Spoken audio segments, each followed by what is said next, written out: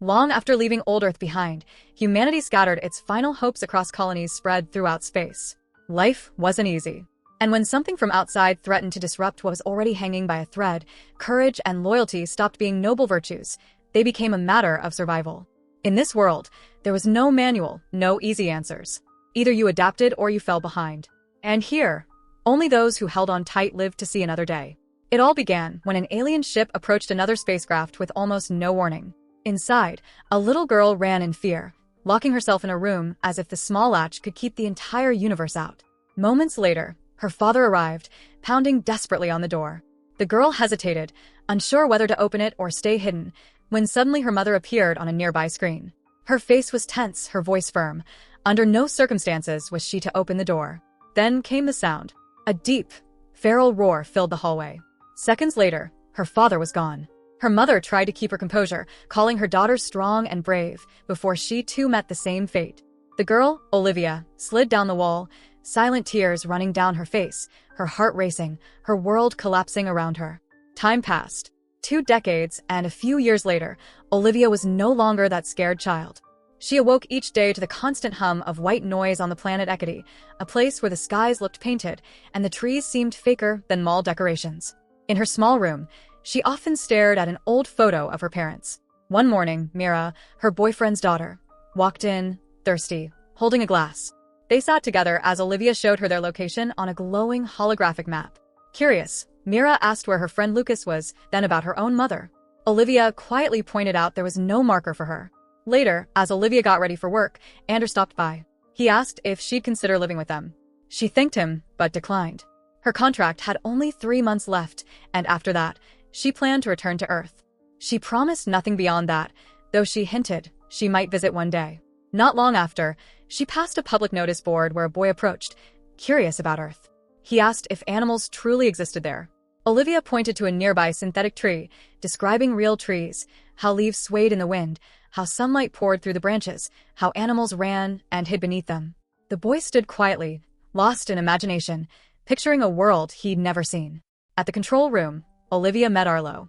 She asked about some stacked boxes, and he explained a new system was being installed. She barely had time to sip her coffee when the communicator beeped. It was Mira, her voice shaky, begging Olivia to either move in with them or bring everyone back to Earth. Olivia was firm. Returning to Earth wasn't on the table. She tried to comfort Mira, but the call ended abruptly. That's when alarms blared, followed by an explosion shaking the entire base. Arlo suggested sending a general warning. Even amidst chaos, he worried about the injured. Olivia, colder, argued that forming too many attachments could cost them dearly. The cameras were down, so no one knew where the problem began. Olivia left to investigate. Arlo soon spotted a terrifying sight, a strange ship hovering outside like a predator choosing its next meal. When Olivia returned, they sealed Sector 5, the likely landing point, and checked the live feeds.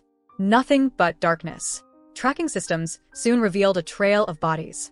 Olivia wasted no time. She ordered a full lockdown, telling everyone to run to the nearest shelter.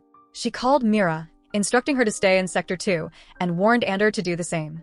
But even reinforced security doors couldn't stop the intruders. They tore through Sector 5's gate like it was paper. Olivia and Arlo exchanged grim looks. This wasn't human. She ordered Sectors 1, 2, and 3 to fall back to Shelter 2, and 4 and 5 to Shelter 1. No one was leaving until they got the green light. But Jorge had other plans. He wanted to fight. Arlo, realizing the enemy wasn't human and they had no real weapons, urged retreat. Olivia hesitated. Fighting might buy time for others to escape, but Jorge refused to back down. Arlo gave him quick instructions.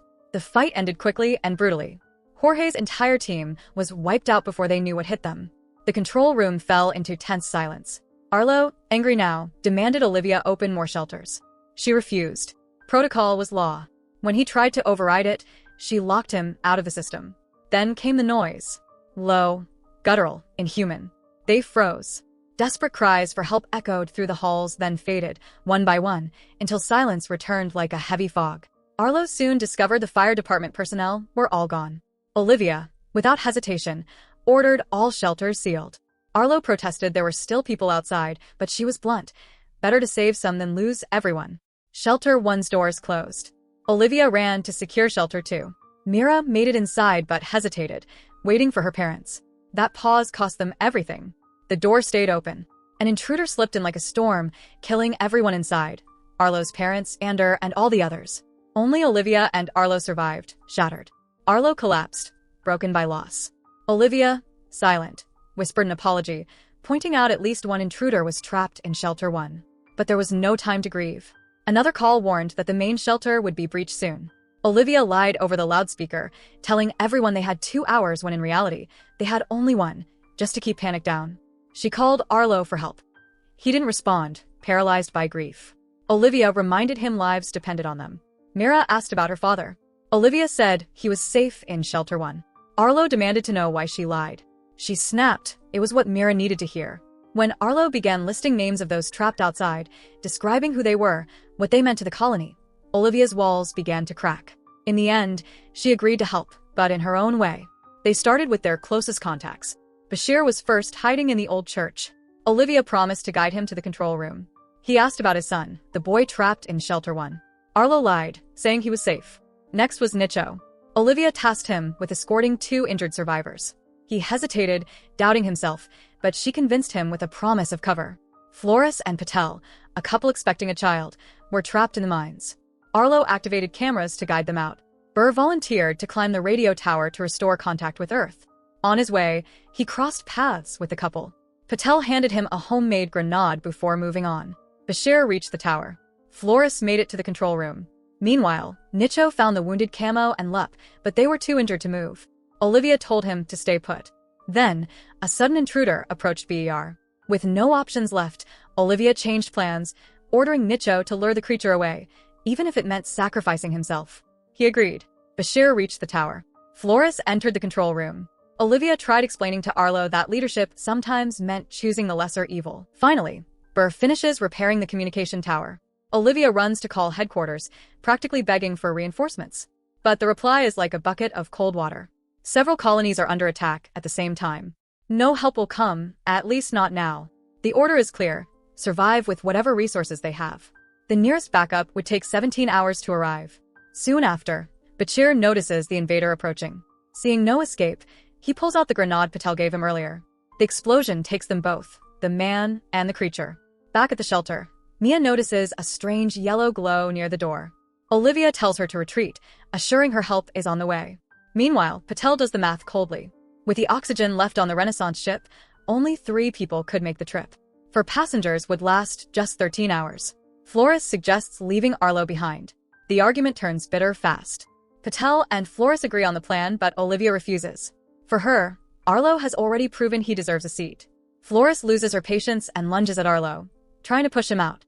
Left with no choice, Olivia activates the timer to release the monster trapped in Shelter 1, hoping its attention will shift toward Patel. She warns him of the danger, but Flores ignores everything, forcing Olivia to open the door. Chaos erupts.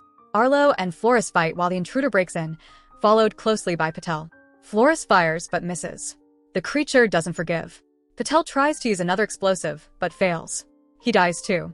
Olivia locks herself in a nearby room, clutching an explosive, waiting for the perfect moment. The door shatters. The creature steps in. Then Arlo, bleeding, barely standing, appears and opens fire. The creature turns toward him. That's when Olivia throws the explosive. The room erupts. The monster turns to dust. Exhausted, Olivia rushes to Arlo, but his wounds are severe. He makes her promise to save the others. Before she can reply, a second intruder appears. Olivia freezes. Using a white noise device, she keeps herself calm, realizing it confuses the creature. But the device is destroyed within seconds. Knowing there's no way back, Arlo tells Olivia to run. He sacrifices himself so she can escape. Wounded and trembling, she stumbles toward the hangar. But another invader attacks before she can reach the exit. With the last of her strength, she fights back, sets the final explosive, and destroys the creature. She almost makes it out but stops. Memories of Ander, Mia, and her promise to Arlo hold her back. Then she hears Mia calling her. Olivia swears she'll find her, to prove there's still beauty out there. New worlds, new chances, a fresh start. Determined, she heads for the shelter.